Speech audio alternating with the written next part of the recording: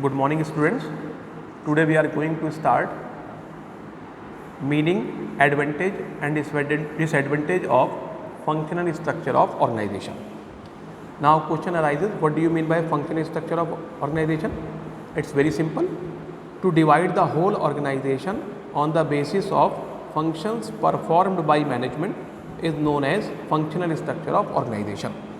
क्या बेटे, पूरे ऑर्गेनाइजेशन को जो मैनेजमेंट फंक्शन परफॉर्म करेगा उसके हिसाब से बांटने को फंक्शनल स्ट्रक्चर ऑफ ऑर्गेनाइजेशन बोलते हैं बेटे. फिर सुने, to divide the whole organization on the basis of functions performed by management is known as functional structure of organization. Now बेटे इट्स डायग्राम. तो first is managing director.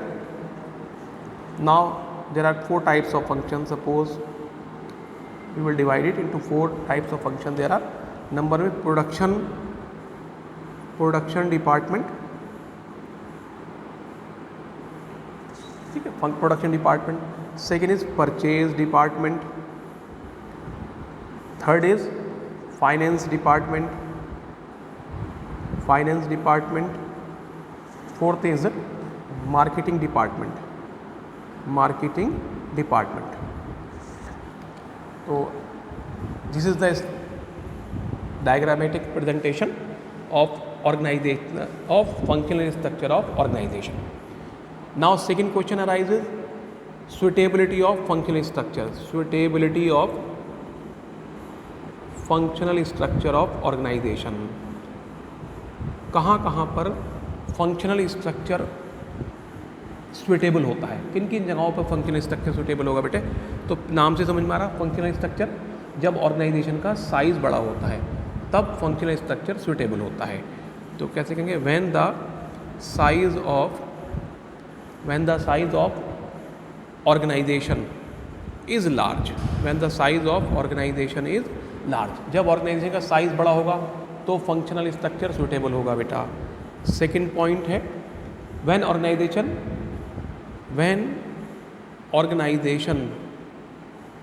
has to carry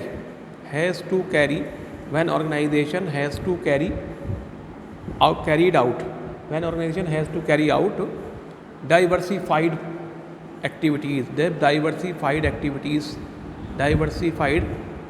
activities को perform करेगा तब ज़रूरी है. और third है,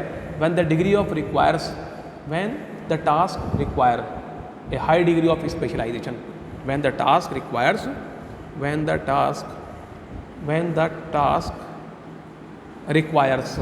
high degree of specialization. So these are the 3 conditions when this organization is suitable. Now next is advantages of functional structure of organization.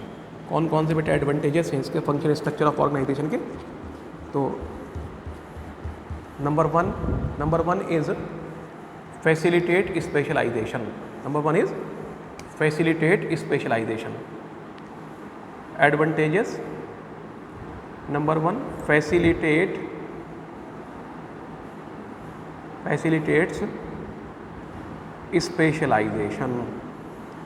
Specialisation को facilitate करता है बेटा.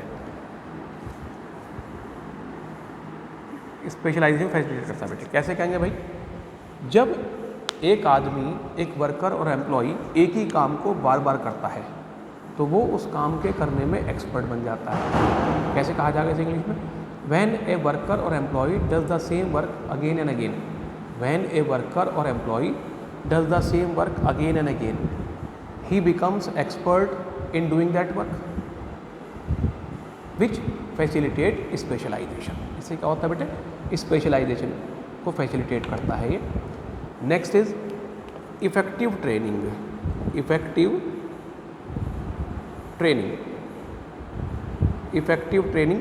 ट्रेनिंग बहुत इफेक्टिव होती है बेटे. इसमें बहुत सिंपल ट्रेनिंग होती है. कैसे? It makes the training of the workers and employees more easy. इसमें वर्कर्स और एम्प्लॉयज़ की ट्रेनिंग बहुत ईजी हो जाती है. As they are trained in a limited type of skills. क्योंकि हमें लिमिटेड टाइप ऑफ स्किल्स में ट्रेन करना होता है वर्कर्स एम्प्लॉयज़ को. For example, the employees of production field, they are given the training of production field only. For employees of marketing field, they are given training of marketing field only. तो जिस field का worker employ है उसे उसी field की training देनी होती है, हमें उसी काम की ट्रेनिंग देनी होती है, इसलिए इसमें ट्रेनिंग बहुत इफेक्टिव होती है, बहुत सिंपल हो जाती है। नेक्स्ट आती है बेटे इसके बाद नंबर 3rd एडवांटेज है इसमें हमारा proper attention. Proper attention, attention proper रहती है बेटे। कैसे कहेंगे? Functional structure of organization ensures, functional structure of organization जो है वो एंश्योर करता है that different functions get due attention, ये सारे जो डिफरेंट फंक्शंस हैं सबको ड्यू अटेंशन मिल रही है। दोबारा फिर सुन लें, functional structure ensures, functional structure ensures that different functions get due attention, that different functions get due attention, different functions को ड्यू अटेंशन मिल रही है ना। उसके बाद और हम एक और बात कर लें, effective control and coordination, effective control and coordination, effective control and coordination, इसमें कंट्रोल और कोऑर्डिनेशन बहुत इफेक्टिव होता है। It promotes control and coordination with in A department, एक डिपार्टमेंट के अंदर कंट्रोल और कोऑर्डिनेशन को ये प्रमोट करता है due to similarity of task perform. ठीक है, जो परचेज वाले हैं वो परचेज का काम कर रहे हैं सिर्फ, जो प्रोडक्शन वाले हैं वो सिर्फ प्रोडक्शन का काम कर रहे हैं, जो फाइनेंस वाले हैं वो फाइनेंस का काम कर रहे हैं, जो मार्केटिंग वाले हैं वो मार्केटिंग का काम कर रहे हैं। तो केवल एक डिपार्टमेंट जो है वो सिमिलैरिटी ऑफ टास्क परफॉर्म करता है, इस वजह से कंट्रोल और कोऑर्डिनेशन बहुत सिंपल हो जाता है, बहुत आसान हो जाता है। तो these are the advantages. Now disadvantage बेटे, डिसएडवांटेजेस कौन कौन से हैं इसके? डिसएडवांटेजेस, ठीक है बेटे। पहला डिसएडवांटेज है आता, पहला डिसएडवांटेज आया बेटे delay in decision, delay in decision, decision में डिले हो जाती है बेटे। कैसे delay in decision? Number 1 delay in decision, decision में डिले होती है बेटे। कैसे कहेंगे? Large number of functional specialists are to be consulted before arriving at final decision, किसी भी फाइनल डिसीजन पर आने से पहले बहुत सारे फंक्शनल स्पेशलिस्ट से कंसल्ट करना पड़ता है। This leads to delay in decision making, इससे डिसीजन मेकिंग में डिले हो जाती है बेटे।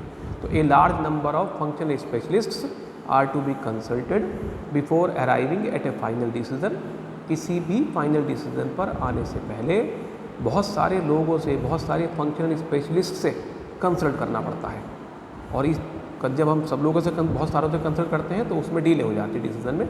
Therefore this leads to delay in decision making. Next है बेटे ignorance of organizational objectives, ignorance of organizational objectives. Organizational objective को बेटे इग्नोर होते हैं इसमें। कैसे? हर फंक्शनल मैनेजर अपने डिपार्टमेंट के गोल को अचीव करना चाहता है, उसे सिर्फ अपने डिपार्टमेंट गोल अचीव करने से मतलब है। इस वजह से जो ऑर्गेनाइजेशन के गोल हैं वो इग्नोर हो जाते हैं। तो every functional manager wants to achieve only his departmental goal, every functional manager wants to achieve only his departmental goal. That's why organization goals are ignored. इस वजह से ऑर्गेनाइजेशन गोल बेटे इग्नोर हो जाते हैं, उन पर कोई ध्यान नहीं जाता। ठीक है, नेक्स्ट आएगा इसके बाद हमारा अगला आएगा